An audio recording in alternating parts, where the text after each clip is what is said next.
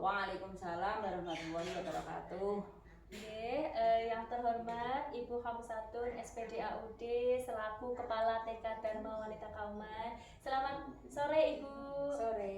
Oke, Ibu mohon izin pada hari ini Ibu saya akan mewawancari Ibu terkait dengan pengambilan keputusan yang panjenengan laksanakan selama menjadi kepala sekolah di TK Dharma Wanita Kauman. Baik Ibu, mohon izin ya Bu, ada pun beberapa pertanyaan yang akan saya sampaikan kepada Ibu. Bisa kita mulai Bu? Bisa. Oke, kita mulai ya Bu. Baik, pertanyaan pertama Ibu. Selama ini bagaimana Ibu dapat mengidentifikasi kasus-kasus yang merupakan dilema etika atau rujukan moral Ibu? Kasus-kasus yang menjadi rujukan moral selama ini, saya mencari informasi terkait permasalahan di sekolah saya, dan selama saya menjadi kepala sekolah pernah mengalami dilema etika. Contohnya misalkan anak-anak itu mau piknik, itu pokoknya mau piknik, dia belum punya biaya. Nah, semangatnya itu mau piknik seperti itu ya. Jadi ada anak yang minatnya mau piknik tapi biayanya belum ada. Jadi antara tapi semangat mau piknik. Berarti ada permasalahan dilema etika antara kasihan dengan aturan yang berlaku seperti itu. Baik. Selanjutnya Ibu, bagaimana selama ini Ibu menjalankan pengambilan keputusan di sekolah Ibu, terutama untuk kasus-kasus di mana ada dua kepentingan yang sama-sama benar atau sama-sama mengandung nilai kebajikan? Selama ini kita juga bermusyawarah dengan wali murid. Harus bermusyawarah dengan wali murid dan guru, supaya kita musyawarahnya mencari keputusannya biar sangat baik. Musyawarah dengan wali murid. Berarti dalam menjalankan pengambilan keputusan sekolah Ibu bermusyawarah dengan wali murid apapun yang terjadi.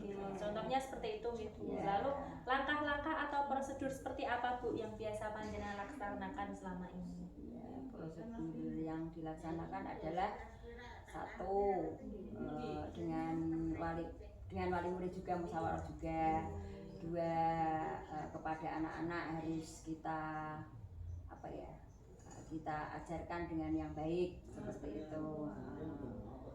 Sudah seperti itu. Berarti langkah pertama itu musyawarah dengan menggali informasi dengan wali murid. Lalu hal-hal apa saja Bu yang selama ini panjenengan anggap efektif dalam pengambilan keputusan, terutama kasus dilema etika? Kasus-kasus dilema etika, misalkan ada anak yang mau piknik, misalkan anak yang mau piknik, minat piknik, tapi biayanya belum punya biaya, tapi dia semangat mau piknik seperti itu. Lalu kita mengambil keputusan, bagaimana wong belum biayanya aja nggak punya kok mau piknik. Sudah, saya musyawarahkan dengan wali murid bagaimana ini kalau anak-anak yang belum punya biaya terus semangat mau piknik, terus bagaimana ini keputusannya dengan wali murid juga musyawarah seperti itu. Jadi yang panjenengan anggap efektif itu adalah ketika bermusyawarah. Bermusyawarah dengan wali murid, sehingga tidak mengambil keputusan sendiri. Tidak harus dengan wali murid, apapun yang terjadi harus dengan wali murid. Lalu Ibu, adakah hal-hal apa saja yang selama ini merupakan tantangan Bu dalam pengambilan keputusan pada kasus dilema etika? Tantangannya yaitu tadi tantangannya, misalkan anak itu minat mau piknik tapi belum punya biaya, harus bagaimana ini, tantangannya bagaimana. Terus kita juga musyawarah dengan wali murid juga. Tantangannya jadi ada perbedaan. Terus kadang ada perbedaan pendapat. Terus misalkan kita anaknya mintanya ke Dirgantara, ibunya mintanya ke Parangtritis seperti itu. Ya. Ada tantangan Perbedaan pendapat dengan anak dan wali murid seperti itu ya. Mungkin minatnya berbeda. Iya. Terus Bu Guru tengah-tengah bagaimana mengambil keputusannya seperti itu. Baik Ibu. Selanjutnya nih Bu, apakah Ibu memiliki sebuah jadwal tertentu dalam sebuah penyelesaian kasus dilema etika, atau apakah Ibu langsung menyelesaikan di tempat, atau mungkin memiliki sebuah jadwal untuk menyelesaikannya, dan bentuk atau prosedurnya seperti apa yang Ibu jalankan? Seperti ini, Kak, saya kan tidak punya jadwal menyelesaikan masalah. Jadwalnya nggak punya jadwal pokoknya. Kalau ada masalah ya diselesaikan waktu tadi. Iya, diselesaikan di situ, di tempat. Jadi langsung diselesaikan. Iya, diselesaikan, tidak dijadwalkan, tidak. Karena permasalahan itu tidak terjadi. Iya, tidak terjadi. Sehingga tidak ada jadwal khusus. Tidak ada. Tapi diselesaikan secara langsung di tapi tempat itu. Di tempat itu dengan bermusyawarah dengan wali murid juga. Luar biasa Bu. Baik, selanjutnya Bu, adakah seseorang atau faktor-faktor apa yang selama ini mempermudah panjenengan atau membantu panjenengan dalam pengambilan keputusan kasus-kasus dilema etika Bu? Iya. Dalam pengambilan keputusan kasus-kasus dilema etika itu ya saya dengan musyawarah dengan wali murid juga. Iya, seperti itu, diselesaikan dengan wali murid juga. Itu berarti siapa saja Bu yang membantu dalam panjenengan mengambil keputusan itu tadi? Ada wali murid, ada bu guru, anak-anak itu ya juga. Kalau usul anak-anak kan juga itu membantu saya. Seperti itu membantu. Jadi panjenengan juga mendengarkan minat dan bakat dari anak juga ya. Iya. Tidak hanya dari yang sekolah saja. Juga dari anak-anak juga. Jadi semua warga sekolah panjenengan libatkan dalam pengambilan keputusan. Kalau semua orang seperti itu luar biasa. Ada lagi mungkin Bu? Ada lagi apa ya? Pokoknya nggak ada, dia sudah melibatkan. Iya, sudah melibatkan wali murid, anak-anak, guru, seperti itu. Luar biasa. Dari yang panjenengan sampaikan semua itu tadi ya Bu, adakah pembelajaran yang mungkin panjenengan bisa petik dari keputusan panjenengan dalam pengambilan keputusan terkait dengan dilema etika? Keputusan saya ya juga dengan wali murid juga. Jadi pembelajaran yang panjenengan petik seperti apa? Misalkan seperti pengalaman apa yang Ibu rasakan setelah mengambil keputusan itu? Ya, pengalaman saya setelah mengambil keputusan rasanya juga dimusyawarahkan itu kalau dimusyawarahkan itu pasti kita aman. Aman. Kalau sudah diputuskan dimusyawarahkan dengan wali murid, apalagi anak-anak juga, misalkan mau kemana gitu pasti aman, tidak ada gejolak. Jadi pengalaman atau pembelajaran yang panjenengan petik adalah dengan musyawarah tadi, terus mendengarkan dari perspektif dari anak, dari siapa namanya wali murid dan guru rekan sejawat, maka pengambilan keputusan yang panjenengan ambil akan lebih baik, aman, nyaman, tidak ada gejolak ini. Luar biasa Ibu, luar biasa panjenengan Ibu dalam mengambil keputusan tentunya tidak sepihak Ibu, tetapi melibatkan harus musyawarah dan melibatkan semua warga sekolah sehingga keputusan yang diambil bisa nyaman, aman, tentram. Luar biasa. Terima kasih Ibu, ini menjadi pembelajaran untuk saya nantinya dalam mengambil keputusan Ibu. Pembelajaran dari Ibu, terima kasih atas waktu yang diberikan. Mohon maaf apabila ada perkataan yang kurang berkenan di hati Ibu. Mohon maaf. Saya Retno Puspastuti dari Ibu Hamsatun SPD AUD, Kepala TK Darmawan Takalman, mohon izin. Terima kasih. Wassalamualaikum warahmatullahi wabarakatuh. Waalaikumsalam warahmatullahi wabarakatuh. Terima kasih Bu. Sama-sama.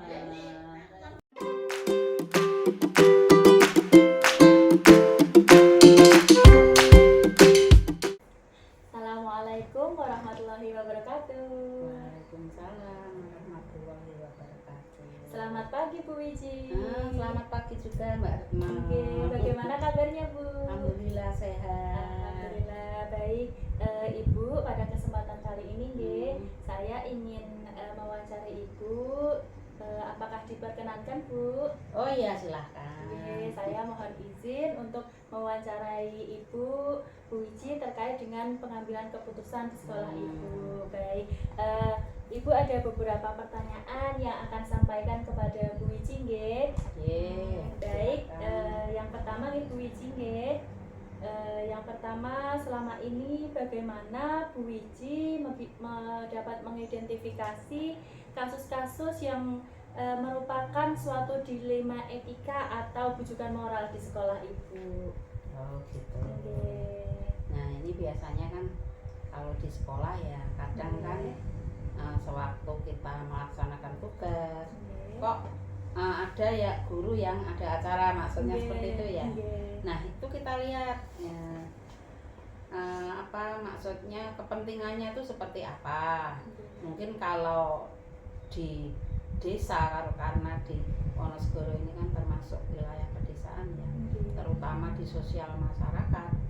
Nah ini kita lihat dulu kepentingannya apa. Kalau mungkin seperti takziah atau jagong ya biasanya, terus among tamu dan seperti itu kita lihat dulu.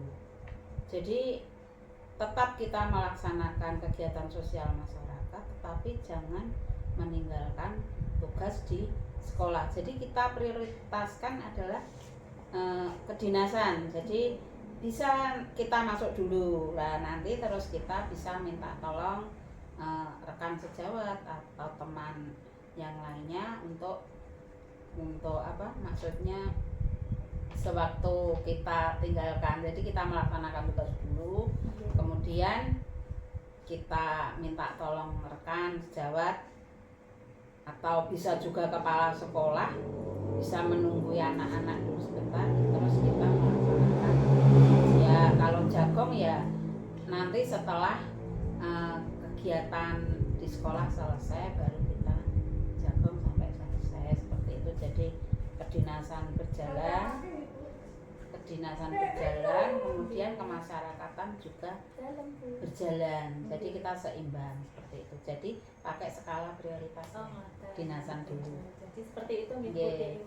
Ada dilema etika dalam. Jadi kan tidak bermasalah maksudnya. Meleh Ibu pertanyaan selanjutnya Bu, bagaimana panjenengan sebagai kepala sekolah menjalankan pengambilan keputusan di sekolah panjenengan, terutama untuk kasus-kasus yang ada kepentingan sama-sama benar atau sama-sama mengandung nilai kebajikan tersebut. Bagaimana Bu? Bisa juga kalau untuk mengatasi itu tadi masalah kebajikan itu kita berkomunikasi lah, sharing dengan guru seandainya yang punya kepentingan guru ya. Seperti itu kita tanya dulu kepentingannya apa dan lain sebagainya. Jadi guru tersebut juga tidak merasa kepentingannya itu terlewatkan, tetapi sekolah juga tetap berjalan. Sekali lagi itu juga pakai skala prioritas, tidak mementingkan kepentingan pribadi lah. Seperti itu. Kita mengutamakan prioritas, skala prioritas. Jadi karena kita sebagai guru ya tugas kita sebagai guru kita laksanakan. Selanjutnya Ibu adapun langkah-langkah atau prosedur seperti apa ingkang panjenengan laksanakan selama ini Bu? Untuk kepentingan tersebut ya. Kita menghimbau kepada guru-guru kalau ada suatu kepentingan jangan mendadak. Jadi sebelumnya beritahu dulu kepala sekolah. Jadi kita kan bisa berkomunikasi. Jadi tidak meninggalkan tugas karena pamitnya mendadak. Jadi sebelum ada kepentingan tersebut itu harus diwajibkan untuk memberitahu kepada kepala sekolah. Jadi ada solusi, mungkin ada tugas lain bisa dilimpahkan ke teman yang lain, seperti itu. Luar biasa Ibu. Selanjutnya Bu, hal-hal apa saja yang panjenengan anggap itu adalah keputusan efektif dalam mengambil keputusan terkait kasus dilema etika itu tadi Bu? Ya itu tadi tuh Mbak, kepentingannya apa, kemudian segi kepentingannya, kalau dinas lebih penting ya harus diutamakan dulu. Tapi kalau mungkin bisa agak apa ya, maksudnya tidak terlalu mendesak ya, bisa yang terlebih hari itu harus dilaksanakan ya itu dilaksanakan. Wah, luar biasa nih Bu. Selanjutnya Bu, dalam pengambilan keputusan tersebut pasti ada pun kendala atau tantangan nih Bu. Seperti apa Bu tantangan yang panjenengan hadapi terkait dengan kasus dilema etika? Nah, mungkin suatu saat ada tugas yang bersamaan. Nah, kepala sekolah ada tugas, terus guru tersebut juga ada tugas mungkin seperti itu. Seperti kalau di sini Pak Mino operator itu seringkali kan banyak keluar. Nah itu tadi, mohon guru yang mendapatkan tugas pada saat bersamaan, terus dia pun juga punya tugas untuk mengajar, itu harus memberitahu sebelumnya kepada kepala sekolah, kemudian juga menunjukkan surat atau mungkin dari WA kapan itu dilaksanakan, sehingga kepala sekolah dapat mengambil kebijakan untuk menggantikan dari tugas yang di sekolah dari guru yang bersangkutan, seperti contohnya operator tadi, karena itu berkaitan dengan kepentingan satu kecamatan, itu untuk guru yang lain untuk berperan. Kalau guru yang lain kendala, otomatis sebagai kepala sekolah saya menggantikan tugas dari yang bersangkutan saat itu menjalankan tugas seperti operator. Seperti itu Ibu. Luar biasa Ibu. Selanjutnya Ibu, dalam menyelesaikan permasalahan atau mengambil keputusan tersebut Ibu, panjenengan apakah memiliki jadwal atau penyelesaiannya itu langsung di tempat, atau mungkin panjenengan punya prosedur atau bentuk tersendiri Bu dalam mengambil keputusan dari terkait kasus dilema etika itu? Kalau seperti itu ya tidak ada terjadwal Mbak, kan kepentingannya kan tidak kadang, terutama ini dari dinas nih, tahu-tahu ada WA, ada surat tugas bla bla bla bla, seperti kemarin Pak Mino itu mendapat tugas ke Surabaya selama 3 hari tersebut, itu kan sudah yang menentukan dari pusat, jadi kita melaksanakan tugas lah sebagai kepala sekolah. Tadi kita berembuk dengan guru yang lain untuk solusi menggantikan dari tugas Pak Sumino yang waktu itu mendapatkan tugas dari pusat ke Surabaya selama 3 hari. Jadi Pak Mino berangkat tenang, di sekolah juga sudah tugasnya itu bisa terselesaikan dengan solusi dari rekan kerja. Gitu. Berarti untuk penyelesaiannya itu tidak terjadwal tetapi insidental. Nah, sesuai dengan adanya kasus dilema etika tugasnya ya itu tadi.